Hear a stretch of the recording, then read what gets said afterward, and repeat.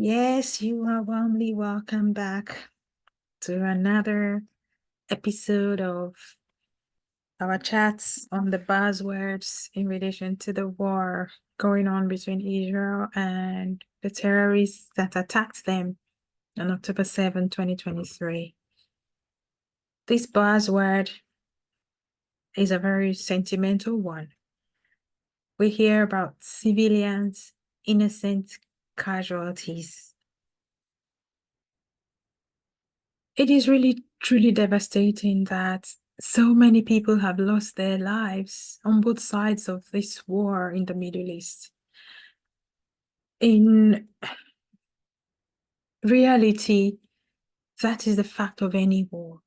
Civilians, especially women and children who are defenseless, are normally and mostly the casualties that result from such wars.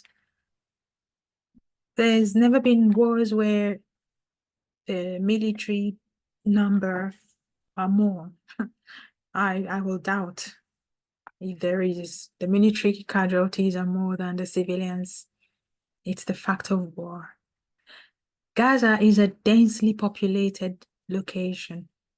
The terrorists that went to poke the hornet's nest in Israel ran away after doing that. Where did they go to? They went back to Gaza. They blended with and among the people. Others fled into the extensive terror tunnels, the network of terror tunnels that are spread throughout the underground of that place. Israel is going against Hamas, which hides behind, among, under the people.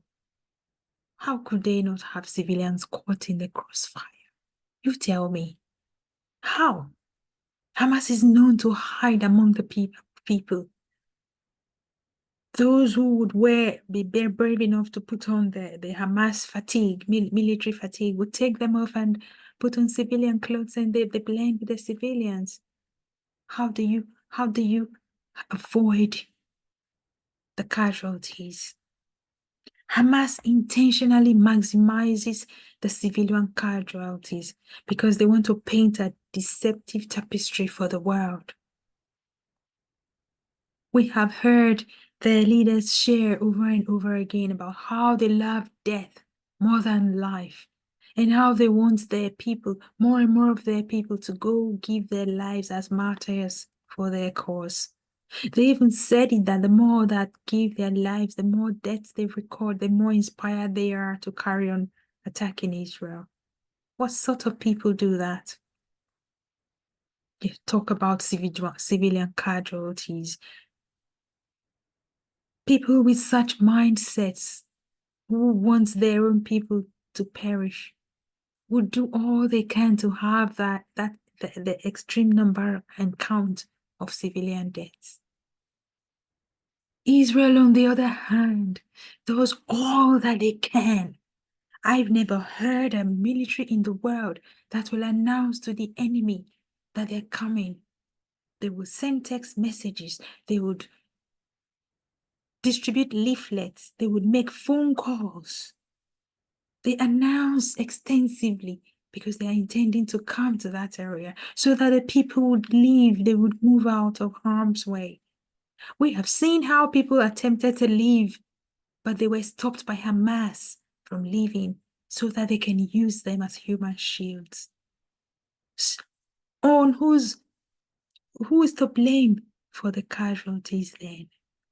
Hamas. Israel is doing what they can.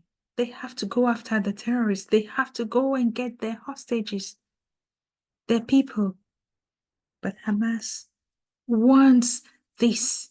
They use these people as propaganda tools to deceive the gullible people around the world to support them. Of course, when people hear about women and children dying, they would cry out and blame Israel without even trying to educate themselves about what's actually going on.